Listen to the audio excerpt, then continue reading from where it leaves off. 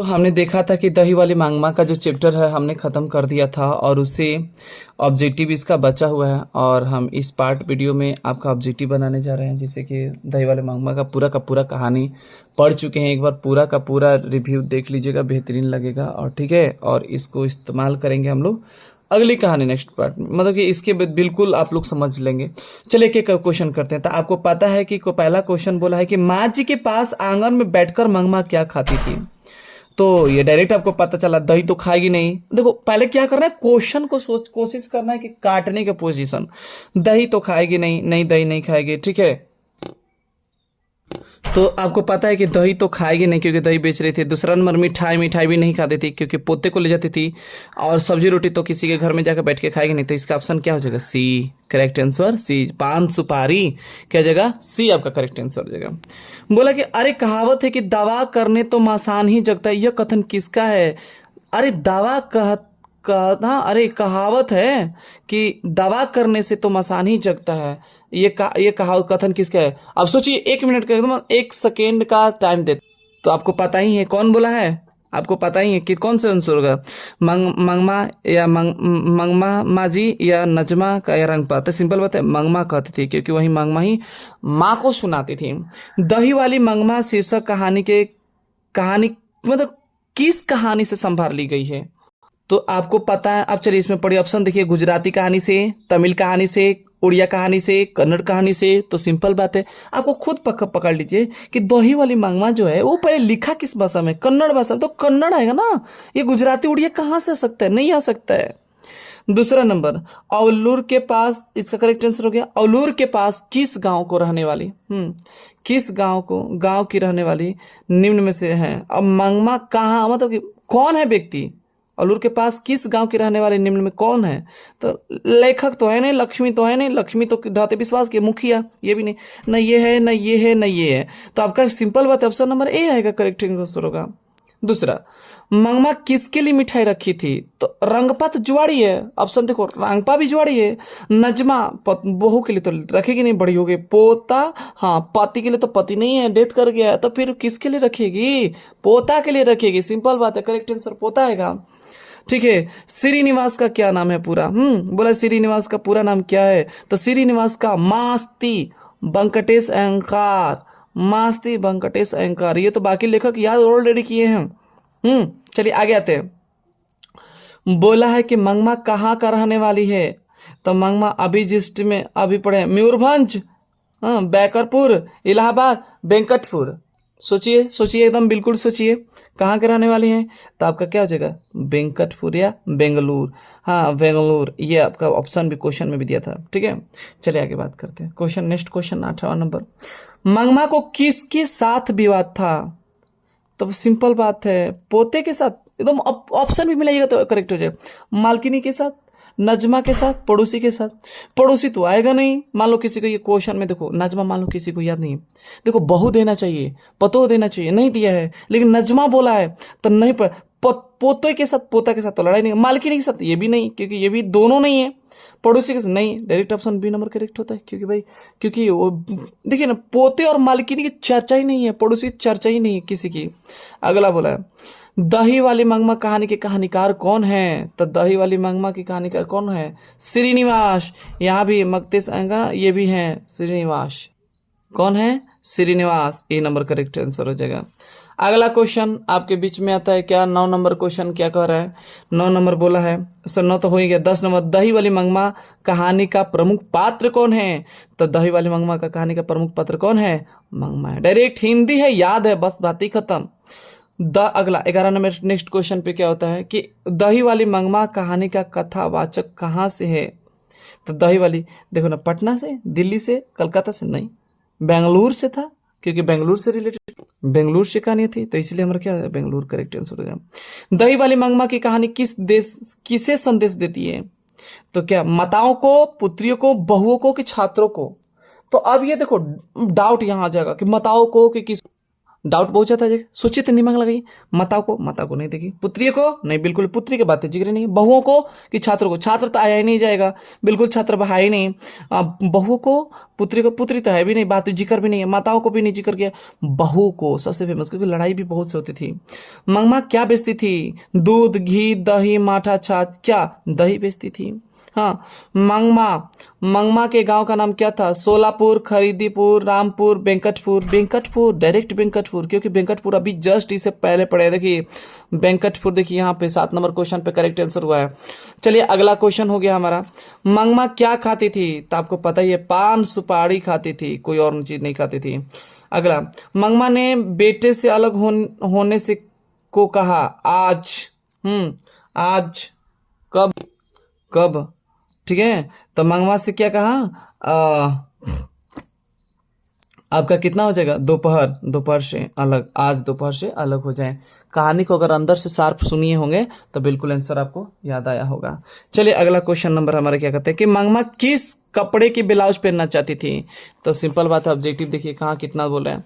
तो सिंपल बात, सूती के, टेरिकॉटन के, मखमल के, रेशम के? मखमल के, डायरेक्ट मखमल के। याद कर लीजिए, ऑब्जेक्टिव डायरेक्ट पढ़े हैं, एक बार बेहतरीन तरीके से सुनिएगा, बिल्कुल याद हो जाएगा, एक भी फंसने वाला नहीं है। रंगपा कहाँ का रहने वाला है?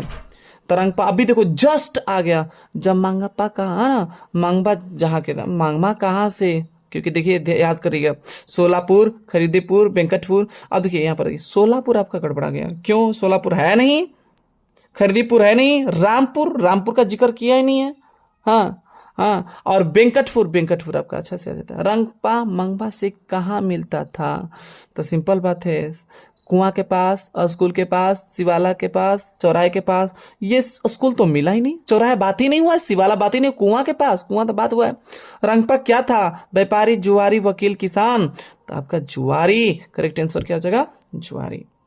लेखक ने कहानी में मगरमच्छ की उपमा किसको दी गई है? तो लेखक ने कहानी को मगरमच्छ को उपमा जो दिया है वो डायरेक्ट बहू को। अब कहेंगे सर इसमें डायरेक्ट क्या, इसमें भी कोई पॉइंट पकड़ेंगे तो बड़ी मुश्किल है। कुछ कहानियां ऐसी होती हैं कि डायरेक्ट आंसर आपको कंप्लीट करना पड़ता है। डायरेक्ट मगरमच्छ का ही बात किया गया है।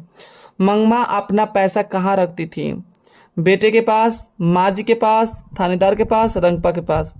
तो बेटे के पास रखती थी, माँ जी के पास तो बोली थी, सोची थी नहीं, थानेदार तो कोई बातें नहीं, रंगपा को क्यों देगी भला? आप दिमाग लगे, रंगपा को क्यों दोगी? नहीं देगी। थानेदार तो आपका जिक्र ही नहीं किया गया। माँ जी के पास तो बोली थी लेकिन ले नहीं पाई, माँ जी जो है ना, ले नहीं पाई। बेटे के पास, बेटे के पास। तो अब ये 2 डाउट हो गए मेरे पास, है ना, 2 डाउट। तो अब देखिए बेटे के पास जमा करती थी कि हाँ माँ जी के पास, तो सबसे बेहतरीन अगर ऑब्जेक्टिव आएगा तो कहाँ रखना चाहती है। पॉइंट को भी पढ़ लें 2-3 बार। मंगमा अपना पैसा कहाँ रखना चाहती है? तो बेटे के पास तो ऑलरेडी रखती थी, लेकिन रखना चाहती है, माँ जी के पास रखना चाहती है। ठीक है, करेक्ट आंसर आपका माँ जी। थोड़ा सा कभी कभी क्वेश्चन को अच्छे से पढ़िएगा, मान लो मेरे से भी मिस्टेक हो जाए, लेकिन आप मिस्टेक मत कीजिएगा। श्रीनिवास का जो जन्म कब हुआ था? श्रीनिवास का जो जन्म आपका हो गया था 6 जून 1891 ईस्वी को। मंगमा से कर्ज कौन मांग रहा था? तो रंगपा मांग रहा था, है ना। मंगमा की बहू का नाम क्या था? तो नजमा नाम था डायरेक्ट।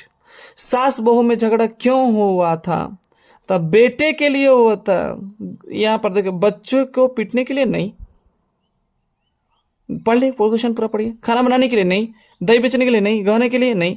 तो आपका सबसे होगा बच्चे के पीटने के लिए हुआ था, डायरेक्ट यहाँ करेक्ट आंसर हो जाएगा। B.R. नारायण ने किस कहानी का अनुवाद किया था? तो B.R. नारायण चैप्टर पढ़ कौन रहे, ऑब्जेक्टिव लगा कौन रहे? दही वाली मंगमा, इसलिए दही वाली मंगमा आ जाएगा आपका। ठीक है, करेक्ट आंसर हो जाएगा। उस घर में अब सास और बहू का स्वतंत्र की होड़ लगी है। यह पंक्ति किस कहानी की है?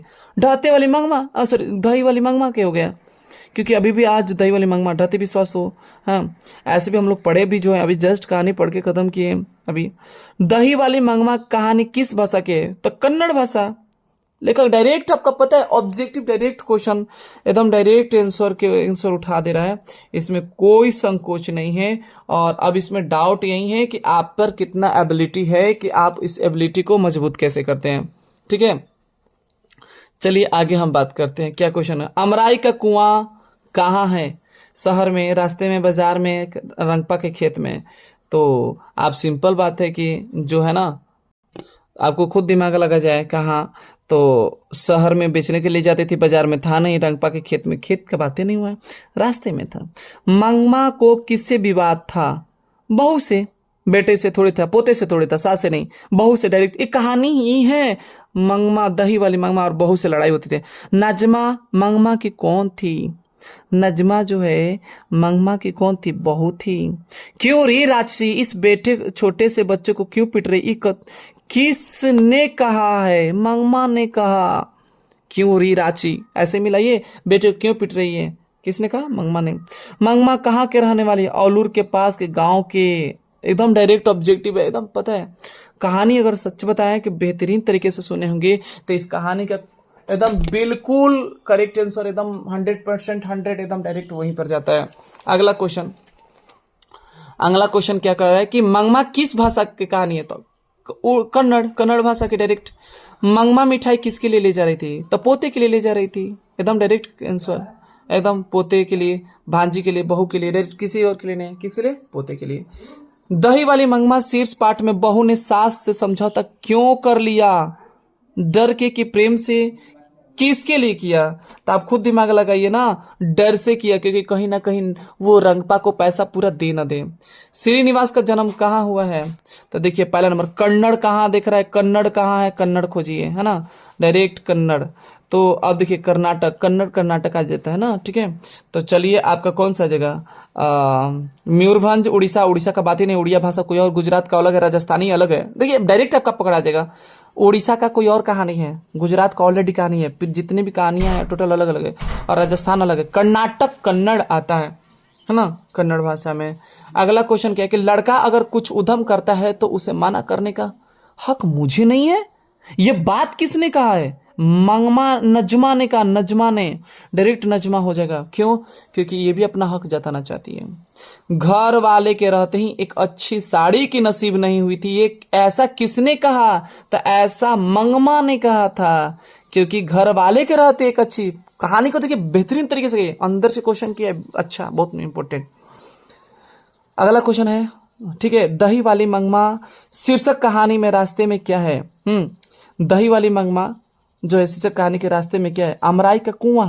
अमराई का कुआं था, आम का बगीचा नहीं, खेल का मैदान नहीं, मंदिर नहीं, अमराई का कुआं था। अरे वहीं पर ना रंग पाकर डिस्टर्ब कर रहा था। चलिए आगे क्वेश्चन है, आगे क्वेश्चन क्या है? ठीक है, क्वेश्चन को आगे हम लोग लेते हैं। क्या है कि दही वाले होंगे ना, श्रीनिवास, 42 नंबर क्वेश्चन पे आ जाइएगा। श्रीनिवास के कहानी का संकल शरणा कथेगेलु की साहित्य के अकादमी पुरस्कार कब मिला था? ठीक है, तो कब आपका मिला था? 1968 ईस्वी को। कहानी का एक भी पॉइंट छोड़ना नहीं है, एक एक पॉइंट सॉल्व करते जाना है। आशा करेंगे कि आपकी जितनी कहानियां हैं बहुत बेहतरीन तरीके से समझ में आ भी रही होगी, क्योंकि जिस तरीके से हम कहानी स्टोरी सुनाए हैं और उस स्टोरी के जिस तरीके से लाजवाब तरीके से आपको बेहतरीन तरीके से बताया, तो आपको छूटना भी नहीं चाहिए। चलिए आगे क्वेश्चन क्या है? बारी का अर्थ क्या होता है? वही रोज आकर दही लेना और महीने के बाद पैसे ले जाना। हाँ जी बिल्कुल, बारी का अर्थ यही है, रोज आकर दही देना और फिर महीने के बाद क्या है? पैसा ले जाना। अब बोलिएगा सर फिर और क्यों नहीं क्वेश्चन बोल पढ़ते हैं? तो देखो कहानी जब स्टोरी बेहतरीन बन गई है, तब जब डाउट लगे, अभी तो फिलहाल की कहानी पढ़े है ना, तो फिर डाउट कैसा? फिलहाल का ताजा ताजा, इसीलिए प्रॉब्लम नहीं है ना। और आप लोग जब एक बार नहीं दो बार सुन लीजिएगा, एक दो बार सुन लीजिएगा, एक बार तो बिल्कुल परफेक्ट है कि याद हो जाएगा कहानी, इसमें कोई बात नहीं। अगर ध्यान से सुने तब, सुनने के वक्त में एक याद रख लीजिएगा, इसको एकदम अकेले सेपरेट होके सुनिएगा तब बेहतरीन लगेगा। फिर अगला 44 नंबर क्वेश्चन होता है, सोना जैसा बेटा पैदा किया है ऐसा किसने कहा है?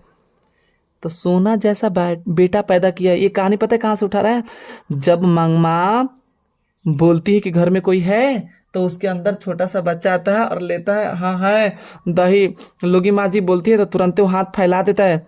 तो वो मंगमा बोलती थी ऐसे बात कि सोना जैसा बेटा पैदा किया है माँ जी। तो ये बात किसने कहा? मंगमा ने कहा।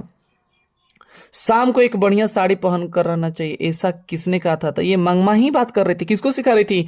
ये माँ जी को बता रही थी। सोच लो, जिसकी वजह से ये बातें अलग हो गई।